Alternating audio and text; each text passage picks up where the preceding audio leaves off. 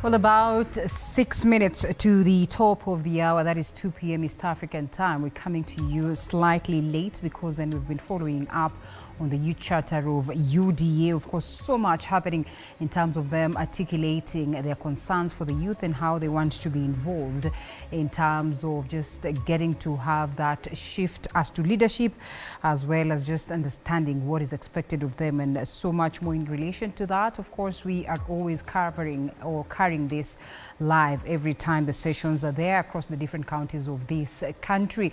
But we still have lots lined up for you that is in the world of news, and it's important that you are enlightened. It's a great pleasure to do this with you. My name is Linda Alela. Welcome on board. This is News Now, and we go straight to it, where KOTU Secretary General Francis Atwoli has confirmed that he was part of the board that sent former acting CEO Elijah Wachira packing from the Social Health Authority, SHA.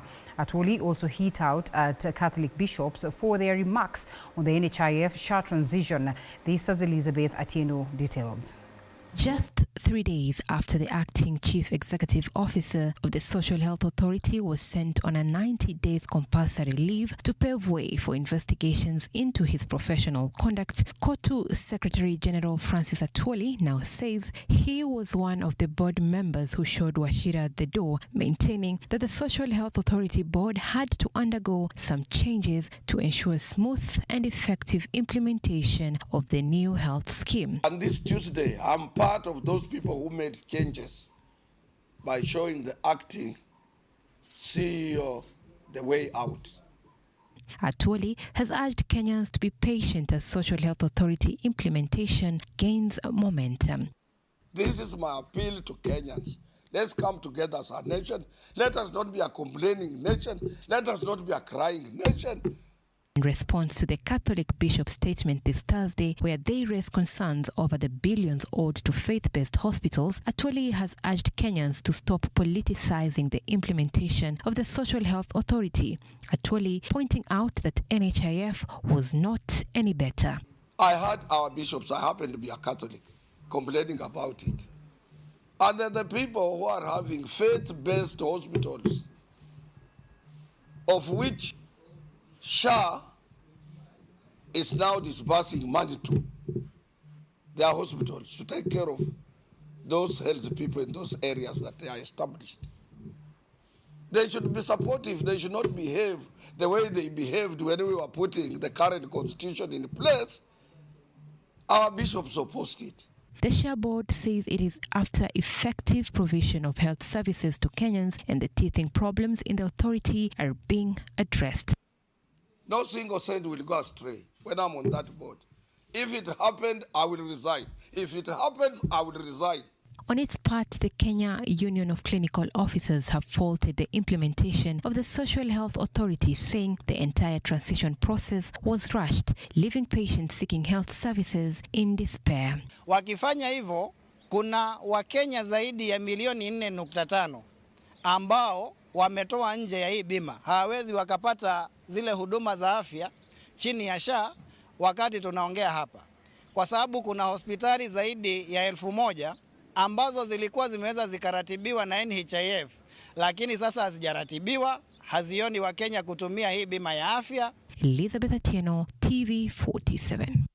Thank you, Liz. Now, 3-year-old Diana Chepngeno, who died under mysterious circumstances at Longisa Level 4 Hospital, will be laid to rest today in her village of Koitabai, Bomet East. Various stakeholders are demanding action from the Bomet County government following the alleged medical negligence. NAT Bomet Branch Secretary, that is Desmond Langat, has called out Governor Hilary Barchok for his silence on the matter. Longisa ilikuwa na maneno mingi hospitali. Na hiyo shida lazima tutatue. It is very unfortunate. Hii lazima tusaidie watu wetu. Na tutawaachilia namna hiyo. There is an issue of a child by the name Chemngon Dana from our county, Bometis, who lost her life before the watch of full cameras and doctors at Longisa. And as teachers, we value a life of a child because it's our future. And to date, there is no action that has been taken. So we have stand here to condemn what happened until the loss of the life of this young child. All right, indeed, may her soul rest in eternal peace as the family seeks to get justice. Now, Machakos Deputy Governor Francis Mwangangi has criticized the government or the Kenya verbal spat with the clergy after their recent address accusing the government of unfulfilled promises. And speaking at the farewell ceremony for ACK, that is Machakos Diocese Bishop, called for mutual understanding between the government and the church. He also condemned the national government for delaying funds to counties, which he said has led to paralyzed services for the past 4 months.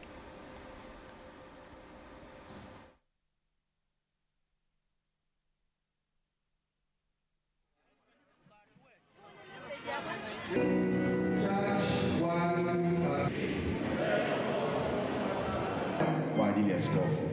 Tumeelewa. Kanisa ikisema don't steal from the public, don't mismanage the country. Sasa tunaanza kuwajibu kama ni watu wa siasa. If I were the one, I will listen and call and sit with the church. What is the problem? I be told the problem, you change and move forward. Nimeona hii ni yangu ya mwisho. Nikija hapa nimeona article, one of the leaders in this country amesema, ameambia askofu katika taifa letu, you are a tribal archbishop. Alafu mwingine hapo chini akamwambia, relax boss, huyo huwezi kuwa uweke mtu yenu. So I think church don't and do not be intimidated by anybody. A group of Nyandarua County Assembly members has distanced itself from the controversial impeachment motion against Governor Dr. Moses Kiarie Badilisha. The MCAs claim that the motion lacks proper procedure and is mere propaganda. A majority leader, Mwangi Nyaga, and minority leader, Mwangi Geshuki, urged residents to disregard the motion, emphasizing that their focus remains on addressing local challenges.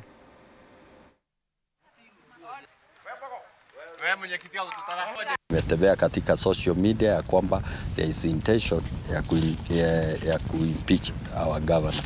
I can say this, naweza sema hivi kama kiongozi wa walio wengi katika bunge hii, hiyo si ukweli, kwa maana hiyo hatujaipata. There is the right procedure. I would want to clarify that we are not seized of such a matter and that it is not on the floor of the House.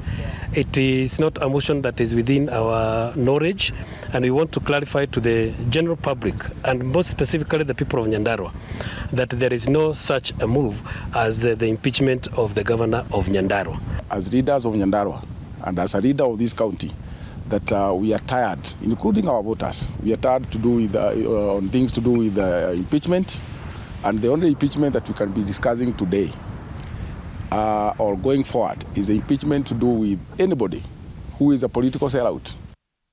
Kenya's coast has seen a significant rise in tourist numbers with an additional 460,000 visitors in 2023, according to the annual tourism sector performance report. And to capitalize on this, stakeholders are creating innovative tourism experiences to attract more visitors.